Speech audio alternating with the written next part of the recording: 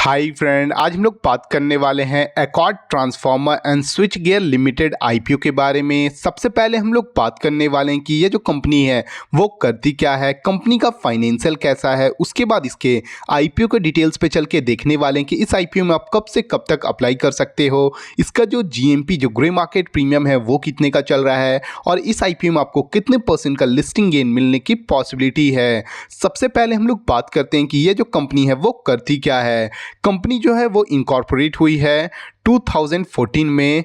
अगर हम लोग इसकी बात करते हैं तो ये एक वेल एस्टैब्लिश कंपनी है जो स्पेशलाइज है डिज़ाइन में, इंजीनियरिंग में, मैन्युफैक्चरिंग में and supply of a wide range of power and distribution equipment में।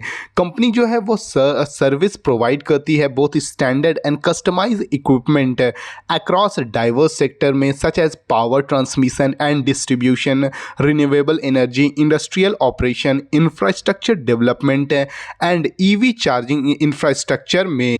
और कंपनी का आपको 2 advance manufacturing unit Bhiwandi Rajasthan में और कंपनी का रजिस्टर्ड और जो ऑफिस है वो आपको मनेश्वर हरियाणा में लोकेटेड है। कंपनी का ओवरऑल जो बिजनेस मॉडल है वो काफ़ी अच्छा देखने को मिल रही है। चलिए हम लोग इसके फाइनेंशियल पे नज़र डालते हैं।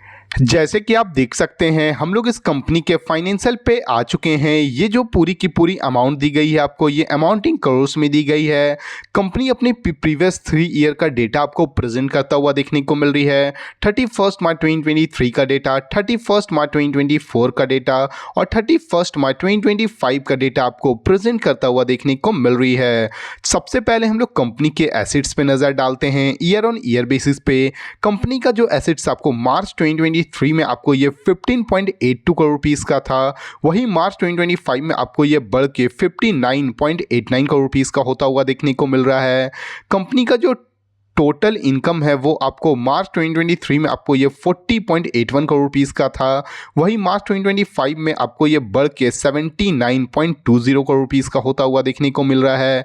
प्रॉफिट आफ्टर टैक्स पे नज़र डालते हैं तो मार्च 2023 में आपको ये 0.87 करोड़ रुपीस का था, वही मार्च 2025 में आपको ये बढ़ के 6.05 करोड़ रुपीस का होता हुआ देखने को मिल रही है। कंपनी का जो इबिटा मार्जिन है वो आपको मार्च 2023 में आपको ये 1.54 करोड़ रुपीस का था, वही मार्च 2025 में आपको ये बढ़ के 9.10 करोड़ रुपीस का होता हुआ देखने को मिल रही है।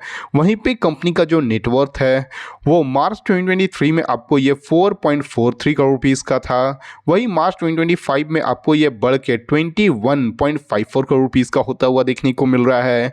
कंपनी का जो रिजर्व है इसमें भी आपको काफ़ी अच्छा जंप आता हुआ देखने को मिल रही है, जो मार्च 2023 में 4.18 करोड़ रुपीस का था, वही मार्च 2025 में आपको ये 21.25 करोड़ रुपीस का होता हुआ देखने को मिल रहा है। और कंपनी की अगर हम लोग बोरिंग पे नज़र डालते हैं कि इस कंपनी पे आपको कितना कर्ज है, तो मार्च 2023 में जो कंपनी पे कर्ज था वो आपको 2.30 करोड़ रुपीस का था, और वही जो मार्च 2025 में आपको ये बढ़ के आप देख सकते हैं 11.81 करोड़ रुपीस का होता हुआ देखने को मिल रही है। किसी भी कंपनी का जो बोरिंग है, जो कर्ज है वो बढ़ती है तो कंपनी के लिए थोड़ी सी नेगेटिव न्यूज़ मानी जा सकती है, मगर कंपनी का आपको रिजर्व भी काफ़ी अच्छा बढ़ता हुआ देखने को मिल रहा है, जो इस कंपनी के लिए काफ़ी बड़ी पॉजिटिव न्यूज़ मानी जाती है। कंपनी का नेटवर्थ भी बढ़ता हुआ देखने को मिल रहा है, कंपनी का EBITDA मार्जिन भी आपको बढ़ता हुआ देखने को मिल रहा है, कंपनी का प्रॉफिट आफ्टर टैक्स भी आपको बढ़ता हुआ देखने को मिल रही है, कंपनी का इनकम में भी आपको काफ़ी अच्छा जंप आता हुआ देखने को मिल रहा है, और कंपनी का आपको एसेट्स भी बढ़ता हुआ देखने को मिल रही है। कंपनी का ओवरऑल फाइनेंशियल आपको काफ़ी अच्छा देखने को मिल रही है। चलिए हम लोग इसके आईपीओ के डिटेल्स पे नज़र डालते हैं। आईपीओ की अगर हम लोग ओपनिंग डेट की बात करते हैं तो ये आईपीओ आपको 23 फरवरी से ओपन होता हुआ देखने को मिल जाएगी। आईपीओ का जो क्लोजिंग डेट है वो आपको 25 फरवरी को देखने को मिल रहा है। आईपीओ का जो अलॉटमेंट डेट है वो आपको 26 फरवरी को ये आईपीओ में आपको अलॉटमेंट आता हुआ देखने को मिल जाएगा, और आईपीओ से जो रिफंड है वो आपको 27 फरवरी को होता हुआ देखने को मिलेगी। Credit of sales to demat की बात करते हैं तो आपको ये 27 फरवरी को सेम डे आता हुआ देखने को मिल जाएगी, और आईपीओ का जो लिस्टिंग है वो आपको 2 मार्च को ये आईपीओ आपको इंडियन स्टॉक मार्केट में लिस्टिंग करता हुआ देखने को मिल जाएगी। अगर हम लोग इस आईपीओ के लिस्टिंग पे नज़र डालते हैं तो ये आईपीओ आपको बीएसई एसएमई में लिस्टिंग होता हुआ देखने को मिल जाएगी। आईपीओ को जो इशू टाइप है वो आपको बुक बिल्ड इशू देखने को मिल रहा है। टोटल इशू साइज जो वो आपको 25.59 करोड़ रुपीस का है। रिजर्व फॉर मार्केट मेकर में आपको 1.30 करोड़ रुपीस का देखने को मिल रही है। नेट इशू साइज जो है वो आपको 24.29 करोड़ रुपीस का है, जो कि पूरी की पूरी आपको फ्रेश इशू देखने को मिल रही है। कंपनी का जो फेस वैल्यू है वो आपको 10 रुपीज़ पर इक्विटी शेयर्स का देखने को मिल रहा है। आईपीओ आने से पहले जो प्रोमोटर के पास होल्डिंग है वो आपको 84.94% का देखने को मिल रहा है। आईपीओ आने के बाद जो प्रोमोटर के पास होल्डिंग बचने वाली है वो आपको 61.98% की बचने वाली है।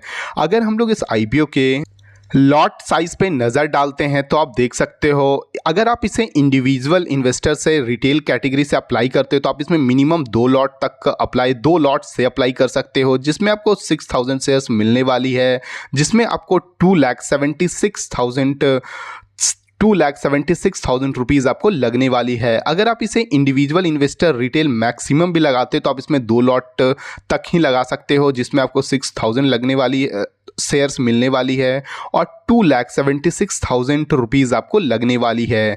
अगर हम लोग इसके जीएमपी और लिस्टिंग गेन पे नज़र डालते हैं तो आप देख सकते हो 22 फरवरी के अकॉर्डिंग इसका जो जीएमपी है वो आपको 17 रुपीज़ का देखने को मिल रहा है और जो एस्टिमेटेड लिस्टिंग प्राइस है वो आपको 37% के अप्रॉक्स देखने को मिल रही है और जो एस्टिमेटेड प्रॉफिट है वो आपको 51,000 रुपीज़ का देखने को मिल रही है।